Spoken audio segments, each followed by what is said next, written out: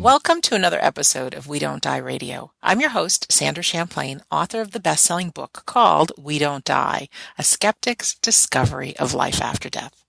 And if you haven't heard already, I'll be speaking at the Afterlife Research and Education Symposium, September 15th through 17th in Scottsdale, Arizona. You will, if you choose to join us, be alongside 27 people who are in the cutting edge information of why life after death is real, how to communicate with your loved ones, and the preparation for end of life. So there's not anything like it on the planet, so I invite you to join us. And you can simply go to afterlifestudies.org to find out more and register if you choose to. Today on the show, we are talking to Segarra. Rousset is a vice president of finance who, following a difficult childhood, developed a big passion for reading and researching books on self-help, spirituality, personal growth, and healing the body and soul. She has gathered everything she has learned in the past 25 years in her newly published book called Living on Earth, and it is her intent to help readers achieve the life of their dreams and live happily and healthily while on planet Earth. Segarra, welcome to We Don't Die Radio. Hello. Thank you so much for having me, Sandra. Where are you from? You have a different accent than I do. Yes, I'm from Spain. I was born and raised in Spain. Okay. Now, if you could, because it's beautiful, say your name, how it's meant to be pronounced. It is Rousset. And your last name? Segarra. It is Rousset Segarra. Actually, my name, I was born in the north of Spain, but my name is from Catalonia. My parents and my siblings are from Barcelona. Very nice. Well, you have a beautiful voice and you're a beautiful person as well. So I thank you for being here today. So where do we start our story with you? You want to tell us a little bit about your background and how you ended up getting on this path? Yes, sure. So as I mentioned, I was born in Spain, and throughout my childhood, I was bullied for a number of years, quite a lot of them. Oh. So when I was about 15, 16 years old, I was just trying to find some confidence, and I was just trying to find friends, and I was really trying to find out why all these things happened and why I was struggling so much. And I turned to books. I just thought, well, I don't know what else to do, but I really was trying to soothe myself. So I started reading, and it was just a passion that I just couldn't stop reading. I would read a book and it would make me feel good. And then I would read more and it would make me feel better. And then I understood that we're actually souls, that there isn't not just a body. It's just so much more than we are ever aware. And that's how my path started towards, in the end, writing Living on Earth. Wow. And then for your job, though, you've been working in finance.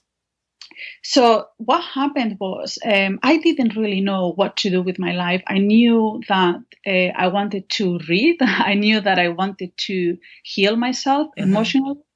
But I really didn't have a passion as in I want to become a doctor or I want to be a photographer. I just didn't have any of those. So I decided to do a degree in business administration, which had math and statistics and history. It was a bit of everything. And I thought, well, I can do this. And what happened was that my first role was an accounts assistant job. And that led to many other things and to my career in finance. Oh, very good. Let me just ask you, with all this discovering that you are a soul and all this reading, did it help to put in perspective the pain you felt in childhood being bullied, or give understanding to that? Absolutely, completely changed everything, because what I learned, it wasn't only that we are souls and we come over and over through the process of reincarnation. What I learned is that we put ourselves through some situations and experiences in order to learn and grow in consciousness so we can become the person that we are going to be later on in life. And what I learned was that we do some planning sessions on a soul level before we come here. And we choose our families, we choose our friends, we choose our intent, what we intend to do with the physical bodies, with the intelligence that we have, with the difficulties that we face in order to achieve what we want to achieve in this lifetime. And why would you choose being bullied if you Yeah, did? that's What, a great question. how, So or, I mean, and you may not have the answer, but I'm always hoping that out of any struggle that any of us have, we find a way to empower ourselves because of it, if that makes sense. absolutely.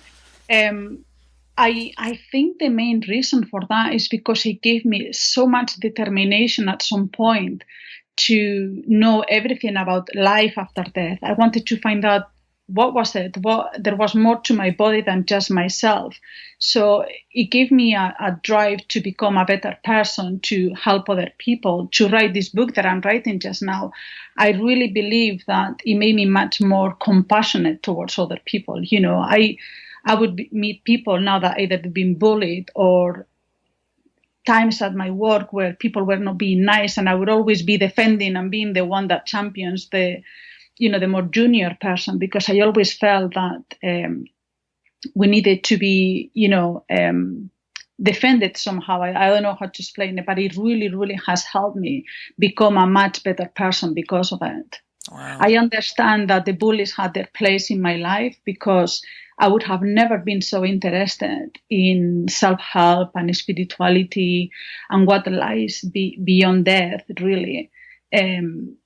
And hopefully to help other people. I think if I had a very easy, peasy childhood, I would have never written this book, and I don't think I would have ever been able to help other people like I'm doing now.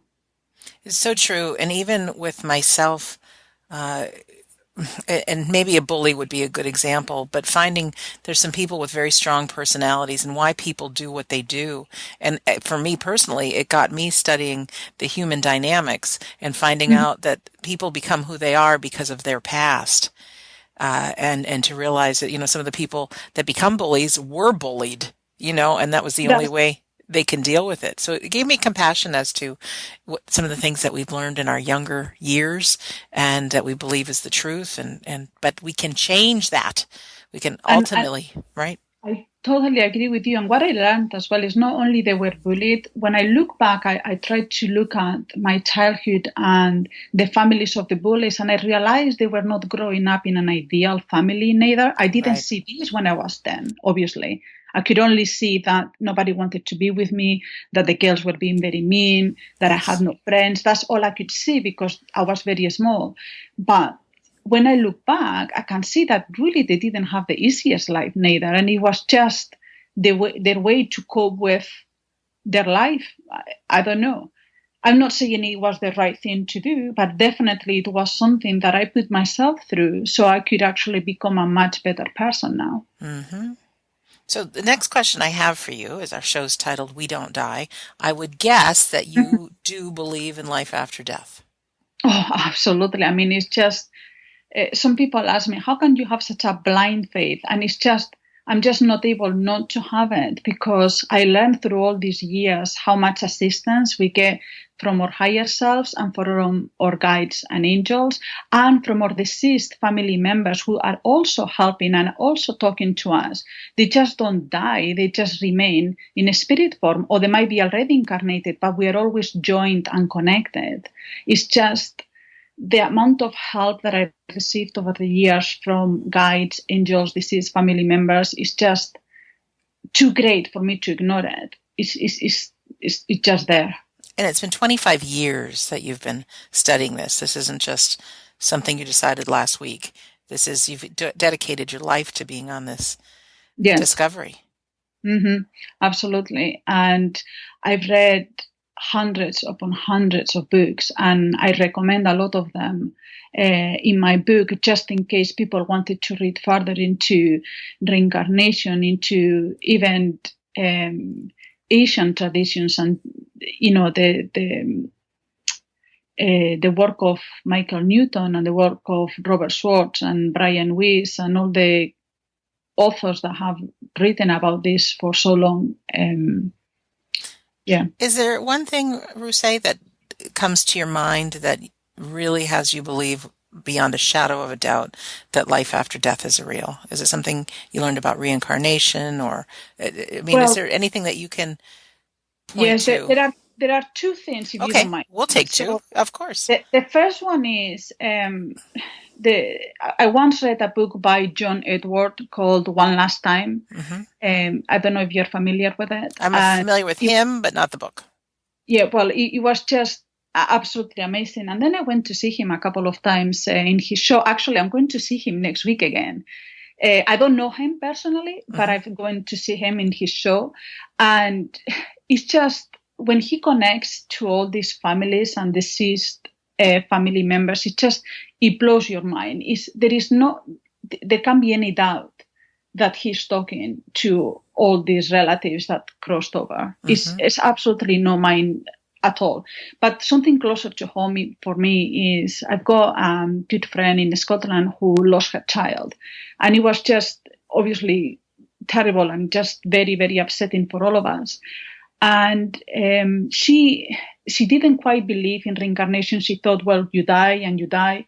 But she had another child who just constantly reminds her of how much she talks to her sibling who is now deceased, and how it's just this, the child that crossed over just talks to her sibling and saying, oh, well, I'm doing this, and she keeps reminding her mom that he talks to her in her heart. And he could never make that up. So the little child is actually talking about his deceased sibling. That's correct. Like yes. He's communicating and then giving messages to the mother. That's absolutely correct. Wow. And it's only because I know her and I know how little she believes in all these things that she looks at me thinking, maybe you're right. Maybe there is more to it. Maybe she's just in a place just now that she's not ready to believe it because she's just in a lot of pain and maybe she really wants to, but she just doesn't know. Of course. But the sibling, the little boy is just saying, well, it's just he's so at peace with what happened because he still communicates to him. Her sister never went anywhere.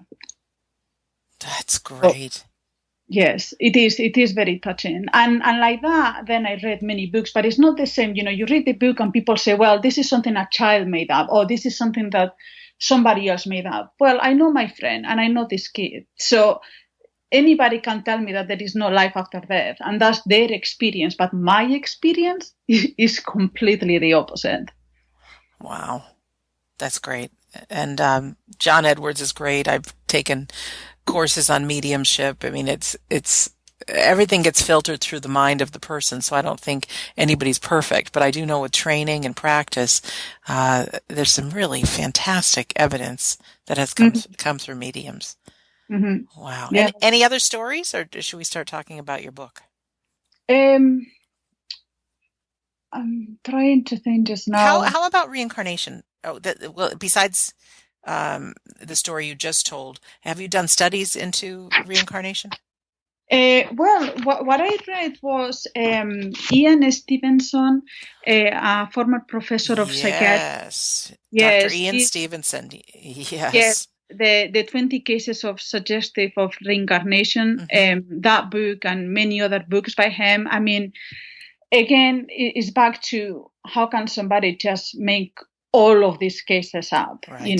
He went through and found all these children that were clearly a reincarnation of somebody else in a past life. They would say to him, oh, no, but I was killed in this village, and this happened to me. And then he would look back and that exactly happened. So, I can believe there might be a coincidence once, twice, but he's done like 3,000 cases. That's right. So I talk a little bit about this in my book, and also the near-death experiences, which are not quite dying, but very close to it. There are so many wonderful books about that as well that explain actual doctors, not just anybody, actual doctors that they die and then they come back and they say, I used to be a doctor, I never believed on this, but now I do. Right. There's some real credible stories from people. It's just not possible that everybody's making it up. And for what purpose? Because they're going to sell a few books. I really do not believe in that. I believe genuinely people want to tell others their experience so they can learn from it and they can understand that there is way much more to life than just living in this physical body this time. I think usually what happens is the tragedy is some people that remains on earth because they cannot see the cycle of incarnation for that soul in the following time. But if they saw that, they would obviously still miss the person, but they would understand that it's just going to be a next time or a sibling next time, and it would ease so much grief, I think. I think you would always miss the person physically, but the understanding will provide a lot of healing. Definitely. Rusé, you wrote your book called Living on Earth, which if you're listening to this on YouTube, you can just scroll down to the description and there's a link to the book on Amazon. But could you tell us a little bit why you wrote this book? Primarily, I always felt for a long time that I would write a book. I didn't know what it would be about, but it became quite clear when I developed this passion for reading so much that I was reading so many wonderful books in the hundreds, and I was learning so much from reincarnation to we are vibrational beings to all the laws of the universe and how to be successful and happy and healthy. But I felt that there was not the one book that would be compilating everything and putting it together into something that would help many people, because I thought, well, this is a brilliant book about reincarnation, but that said, is a book about this. Yes. And I would read a wonderful book about the laws of the universe, and it would be fantastic, but that was it. And over the years, I became quite successful in my corporate career by practicing all the tools that I learned in all these wonderful books, because apart from reading just the usual spirituality and self-help, I read a lot about personal growth and forgiving and healing ourselves and that kind of thing. So I learned to use the tools to become very successful at my work, and mainly to gain confidence, because I started understanding how the laws of the universe work, and I started to understand that we are all exactly the same with the same energy potential. So when we want to be somebody in life, it's because our soul is reminding us that we came to do something. It's not chance that you want to be a radio host, that you want to help people that are grieving. It's not chance that somebody else wants to be a photographer or a healer. We all have within ourselves what we want to accomplish in this lifetime, and our soul is continuously reminding us of that. That's why we always say, I always wanted to do this and I always wanted to do that. Yes. That's because our soul is reminding us of what we need to do. So what I learned with all those wonderful books is to have the confidence and the belief in myself that I could do it. So I wanted to become a CFO, a Chief Financial Officer, and I knew that I could do it just because I had that longing inside me. I knew I could become something if I wanted to do it. So I did. This is, Rusé, I think the point of your book, my book, others' books. It's great to believe in life after death. It's great to believe that we're souls having a human experience, but to actually get the information and apply it to our life and live a better life is what you are out to help people with. I know myself, I've gone to a lot of courses, read a lot of books, done a lot of workshops, and then I was very entertained while I was there, but I never applied it to my life. And what you're out to do is really to transform lives through your book. Yes, I would love to do that. And the reason why I added the first part is all about reincarnating. It's all about how we are souls, how we don't die, how we plan our lives. Because there is at the moment a lot that is being said about the law of attraction. And yes, there is a lot of truth about the law of attraction, but that's not it. That's not really all there is to life. Right. Is you can attract things, that's correct, but you also attracted things, and you also plant a lot of things before you came to Earth that have nothing to do with the law of attraction. So every bad thing or every good thing that happens is not entirely because of the law of attraction. It's because of all these other things that also you planned to help you in this lifetime. They don't have to be negative at all. They can be negative. Everything is for experience and for learning. So truly, I don't see it really as negative. They might be at the time, but when you look back, you think, no, this really served its purpose. And that's what I try to do with the book. The first part is about understanding how we are souls and how we are energy and how we come here through the process of reincarnation. But in part 2 of the book and in part 3, I'm trying to give the reader the tools so they can actually, while on earth, so now we understand how we came to the place we are today. Now when we are here, we've got free will and the laws of the universe and all these other wonderful tools like affirmations and visualizations and the power of goal setting, and particularly the power of our mind to create what we want. That is what I'm explaining in the book, just compiling everything I learned. Say a little bit more about that, the power of your mind. Would you? So, yeah, sure. Yeah. Well, there are many studies that show how athletes, for example, use the power of their mind to succeed. So, for example, they all train, they all work really hard to get to the Olympics, but eventually, and I give an example in my book, what it really wins is the working with the mind and the visualization of you succeeding, of you being the best you can possibly be. And it has been proven even to heal ourselves, how when we are projecting in our mind healthy cells, how there are some, I'm not entirely certain how it works physically, but how our body is understanding that as, yes, I'm feeling well and I'm doing well and I'm going to heal myself based on the power of my mind, based on the fact that I'm believing myself to be well. And you probably notice sometimes how you look at the mirror and you say, oh, I look awful today. Yes. And you just physically your posture changes. Physically, you start like you walk down. Yet, when you say to yourself, I'm strong, I can do this, I'm confident, you start getting much more straight. You put your back straight. You tell in your mind, all you are doing is just the mind game. All you are telling yourself is, no, I can do this. You know, there is an affirmation that I like a lot. It's a personal thing, but I read it a long, long time ago, and it said, my success is unavoidable. My success is unavoidable. Yes. I'm writing that down. I just love that because I would go to interviews and I would hold my head high and I would say, I know many people were telling me, you are female, you have an accent, you're from Spain, there is a reason why you could never achieve this. And it's just their fears. It's not mine. It's their fears projecting into how can you be this? And I was offered this job in Houston as a CFO.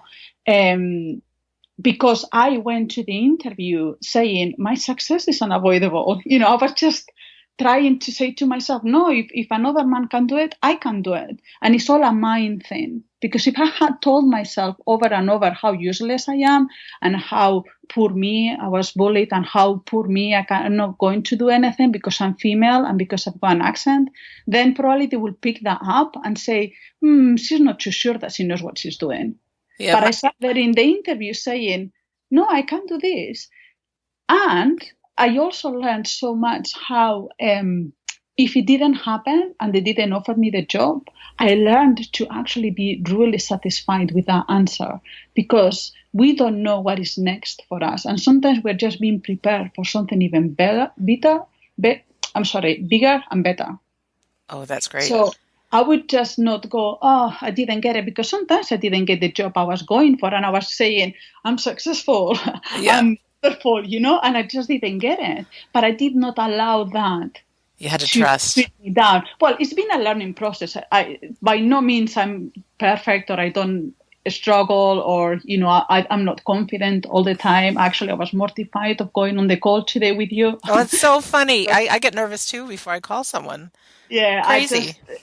I just, you know, it's by no means I've been telling myself today, no, you can do this. Well, hopefully they will understand. And, you know, I just put myself through it. And so I'm not perfect by any means, but I learned that just being grateful for where we are in life and for how things leads us to other things. And I didn't get a specific job that I was absolutely got it for like a day. And then I reasoned that to myself and I got such a much better opportunity with a company that eventually took me to Houston as a CFO.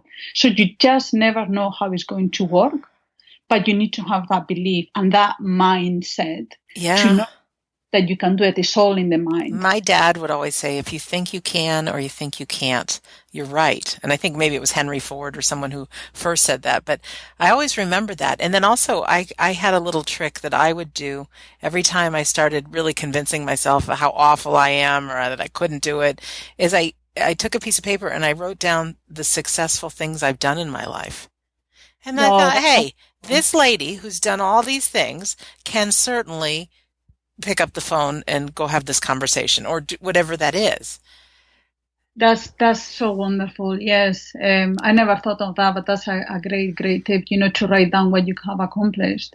What I try to do is when I feel fear, which we always feel fear, yes. and I will keep feeling fear, is just I acknowledge and I say, I know you are fearful, but you can do it. You can pick up the phone and you can talk to Sandra, and you might not say everything 100% right, but you are human, and that's what it is. And then you will learn. And the next time you do another radio interview, you might get better.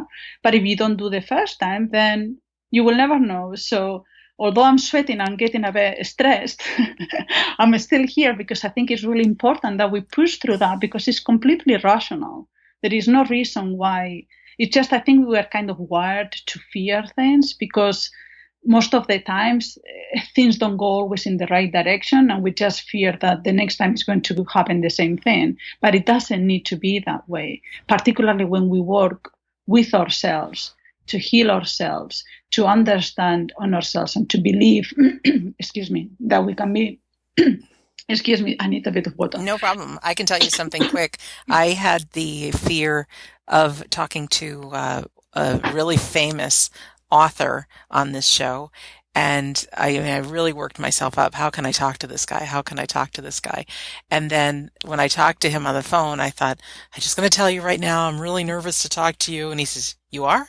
He says, I've spent the morning really nervous to talk to you. It was so funny because I'm like, you? Yes. You're famous. He's like, well, I think you're famous. And I'm thinking, that's so stupid. We are just people. Yes, we are. We are. And that's the main thing that I really want to tell everybody. This is not, oh, I became this role or that role because I'm this person or because I had this much money I didn't, or because this or that. No, it was all in the mind, and it was all in growing and understanding and reading. And we are all souls with exactly the same energy potential. Nobody's better or worse. We are all made of the same mass. It's just, but obviously it's so normal. You talk to somebody and they are famous and, you get nervous. So it's totally understandable, but we are all the same. We really are. Wow. I'm just looking through what you sent me about your book, and I love it. Part 1 being, the proof that we're more than just our bodies, that it is about the evolution of souls. Part 2 about being on Earth, talking about karma, the law of attention, the law of attraction, laws of faith and attachment, role of gratitude, power of goal setting, taking responsibility. I am how to not sabotage our manifesting. It's just packed with tools. And so I which is all very exciting because you actually give people a roadmap of how to succeed, things that need to be put in place and practiced. And now what is part 3 about? So part 3 is everything I learned about healing the body and soul. And what I mean with that is that I learned there are some wonderful alternative therapies that people don't either know them or understand about them because, unfortunately, not everybody has meant very well with this. So there's been some people that just try to get money out of some people. And it's terrible. Yes. Yes, but by experience, so I learned Reiki myself, for example, and I applied it to myself and my family. And I'm talking about what I experienced personally as working for me, as much as also what I know about acupuncture and many other types of alternative therapies that I just want to raise awareness and say, really, they are not bad. They are not bad at all. But what you need to do is you need to use your intuition. Just read what they are about. Call a few people around or a few practitioners around where you live and talk to them and see how you feel. Because at the end of the day, it's about our emotions and how we feel to know whether something is right or wrong for us. And just try to see if something is not working for you conventionally, then you might find that an alternative therapy can help you. Or you might be able to combine it and use both conventional medicine and alternative therapies. Yeah, it is important to trust yourselves, because I even reinforce this in the show, because we say people talk about all kinds of things, and I'm sitting here interviewing and I'm thinking, oh my gosh, that's a little weird, and or not, or there's something that I believe in that I'm certain somebody else doesn't. But then I always say, take what resonates with you as the truth, or something that piques your interest, that that sounds good to me, and throw away the rest. I mean, I believe in every conversation we have with every human being that we meet, that there's something good that we can take for our life. So in healing, yeah, I get it. Do some research. If it feels wrong, stay away. Absolutely. And I really think that there are some things, for example, I don't know if energy healing or Reiki, which is a little bit like, oh, but how do you do it? It's not tangible. You can't see it. You are going to know, you're going to feel what is something that is going to help you personally or not. And there are many, many paths up the mountain. You just don't have to follow this one or that one because it worked for somebody else. You will know for yourself if this is something is going to work for you or not. But I think it's good that people understand that they are there and they are not as bad as some people claim them to be, as fraud and whatnot. Yeah, right. Can you talk a little bit about what you mean? You have how to take responsibility for your life. What does that mean? So what I mean with that is sometimes we let very little things get to us. So I talk about ways to take responsibility. So the first one is to take back our power. And how we do that? Well, we give our power away to the past or childhood.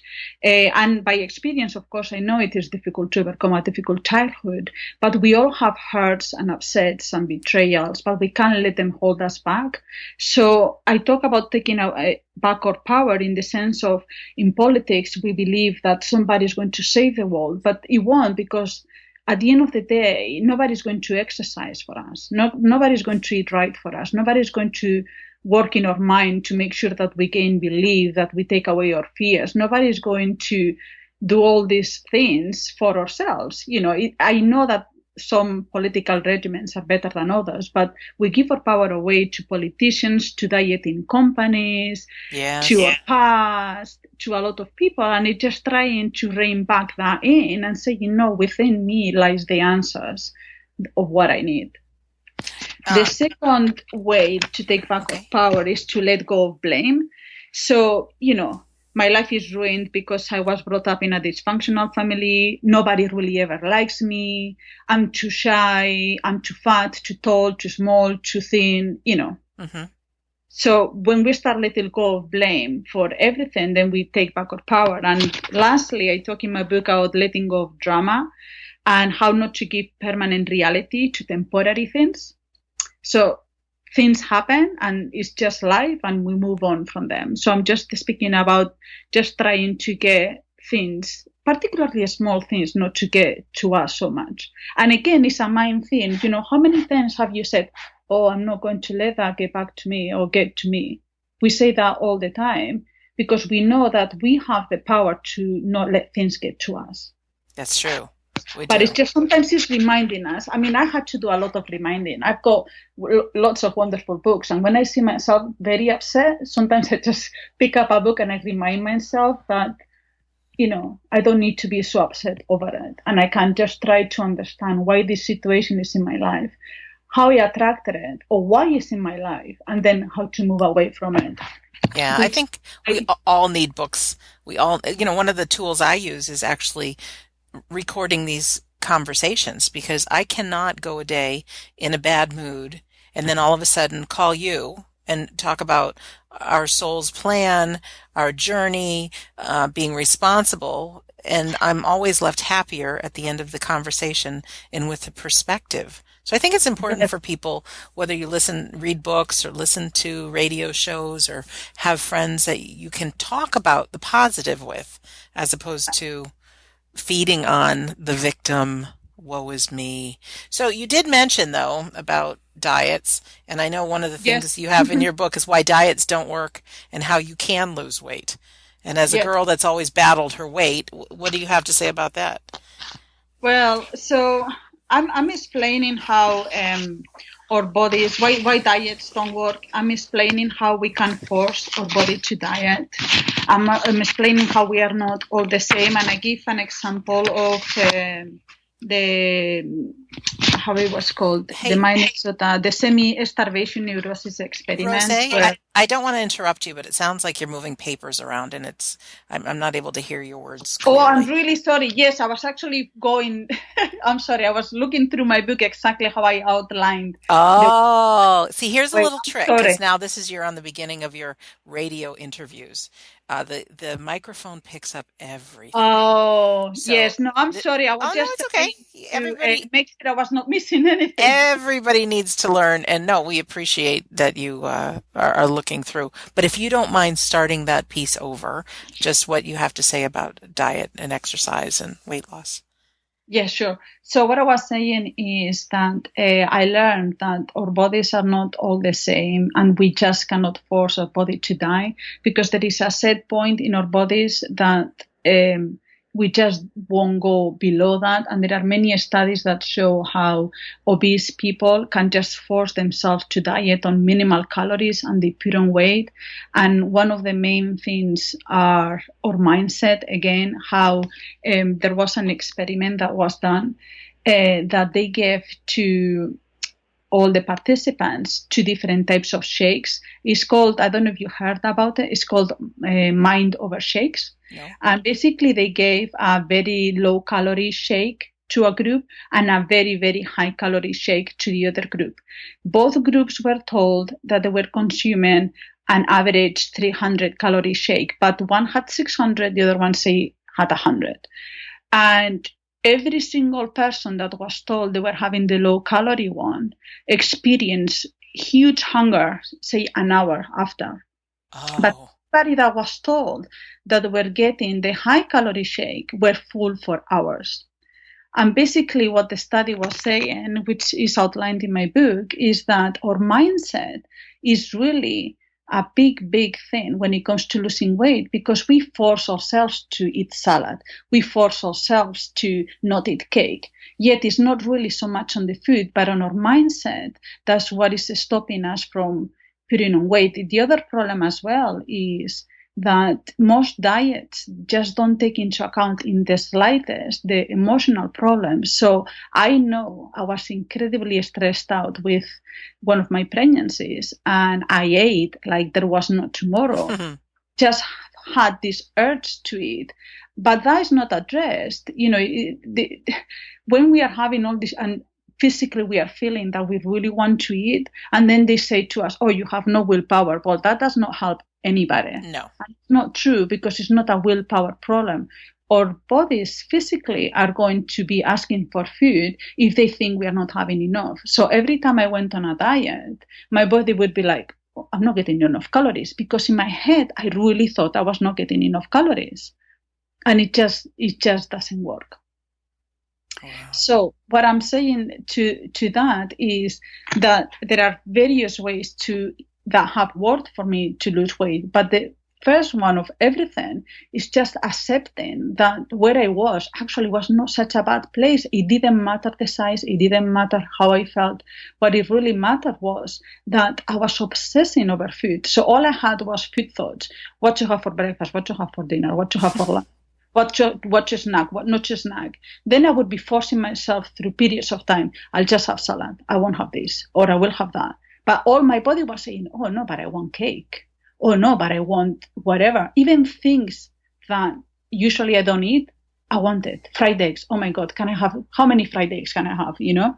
So what I'm explaining in my book, that there are quite a lot of things that you can do to lose weight, but just starting with the point that there is nothing wrong with us and we don't need fixing, just loving ourselves. I mean, since I don't think about food, I gained so much peace. I can't begin to tell you how much peace I gained. And I lost weight, but only because I know if I want cake, I'll have it.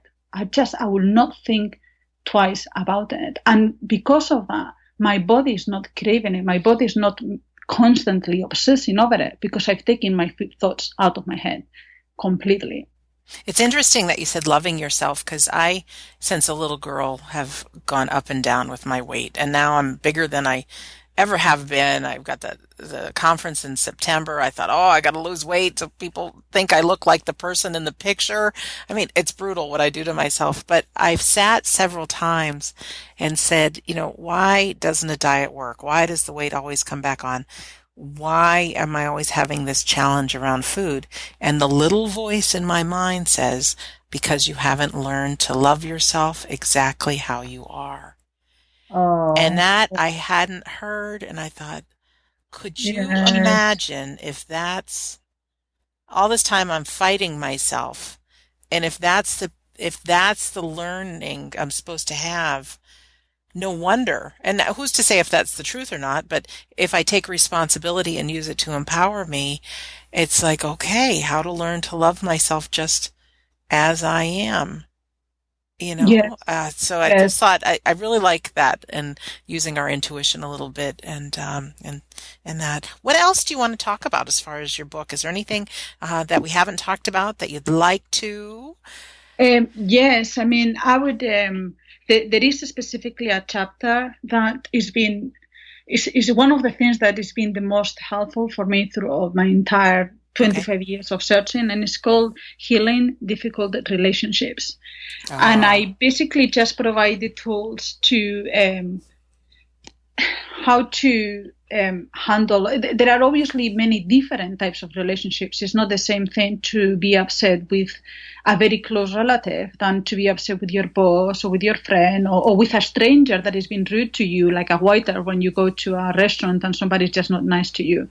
But in general, I just provide some tools to how to heal that and how to interact with the person and how to do the mental work and how to because we all pick up as humans, we all pick up energetically what we think of each other. So even if we think when we are cursing somebody or when we are saying, oh, he did this to me, you keep just sending those vibes out. You keep just sending that type of feelings to them, which in turn they pick up. So you get even more upset over something that might not even require so much upsetting.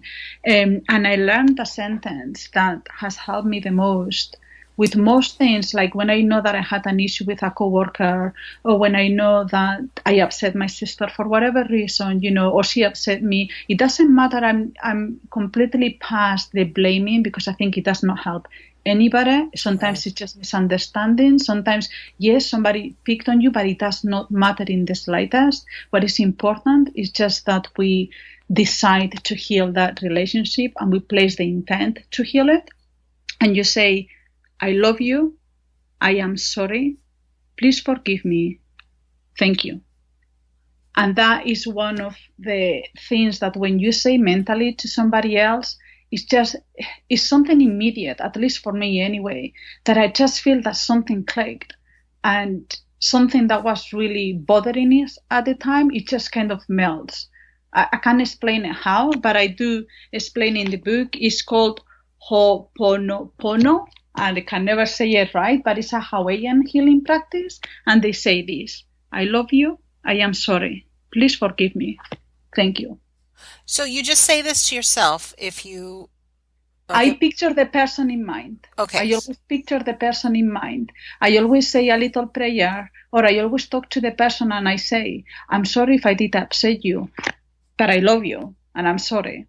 It kind of breaks away any tension or anything that could be happening between you two. And it can happen with one person. You can talk to a group. I mean, wherever you place the intent, that's where the energy will go.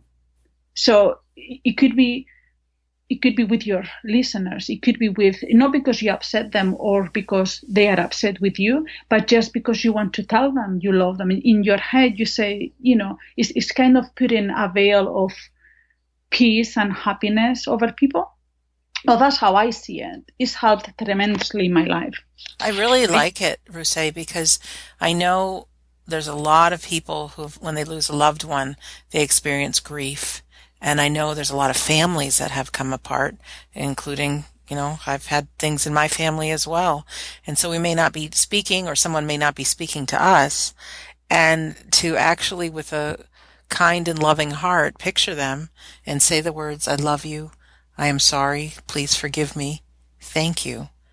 Mm-hmm. I think good for us, and who knows on an energetic level, if you are actually sending the message over to their soul, and you can allow some forgiveness to occur. That's correct. And I think some people, what they feel when they lose a loved one is that they lost them forever, but Right. you always are energetically connected to anybody on earth or after they crossed over. It does not matter in the slightest. You can always send that love regardless, and they will always pick it up. So you can always talk, even in your sleep. You can ask your higher self to go and talk to somebody, or to go and talk to a deceased relative, or to just tell them whatever you want to tell them, and you can still communicate. Some people will hear the answer back in many different ways. Not sometimes only when you're a medium, you might just hear it in words, because that's sometimes what mediums do. But we always feel like inside our heart, or like a feeling or a knowing. Like sometimes I do have like a knowing that I connected. I cannot put my finger on what it is, but I feel at peace, and I feel good that I've done that. I feel good that I communicated with them in some way. That's really nice. Yeah, we are souls having a human experience. We don't have to wait till we cross over into the afterlife to start using some of these tools that we all have. And they're very real. Well, Rose, thank you so much for being our guest today. Oh, no, thank you so much for having me. Thank you. Really great. And again, your book is called Living on Earth. Your name is Rose Segarra, even though you say it much sexier than I do. Great, Sandra. And all those things. Oh, you are a beautiful woman. And then just beneath this episode, if you're listening on YouTube, I have a link how you can find the book. I have the link on Amazon. Rose, thank you. Well, really, thank you. I really appreciate the opportunity to speak on your show, and thank you to your listeners and whoever is listening. I would love to see you, but I'm sending you all my love from here. Oh, we can feel it. We can feel it. And this is just nice. I'm really privileged and honored that I got to be your first interview talking about your book. And there'll be many more. There will be many more. And for our listener, thank you for taking the time to listen today. I know each and every episode we hit on some different thing, and somehow the common denominator is life after death, of course. But ultimately, let me say it again, ultimately, for all of us to live a powerful life, to know that we are powerful, powerful human beings, and the sky's the limit. You have no idea what you really can accomplish in this lifetime. We have, if you can dream it, you can do it, is something I heard long ago, and I really do believe that. So, and last, I want to remind you, come visit me in Scottsdale in September. I know there's so many listeners that we're all going to meet there, and I'm super duper excited at go to afterlifestudies.org to check out the symposium and all the fascinating world of what's happening with technology and life after death. So thank you again to our guest, Rose Segarra. And lastly, my name's Sandra Champlain, and of course, I've been your host on We Don't Die Radio, and I do believe that life is an education for the soul. Your life here on Earth is important, so be confident. I love the mantra, my success is unavoidable. So thank you for listening, and we'll see you soon.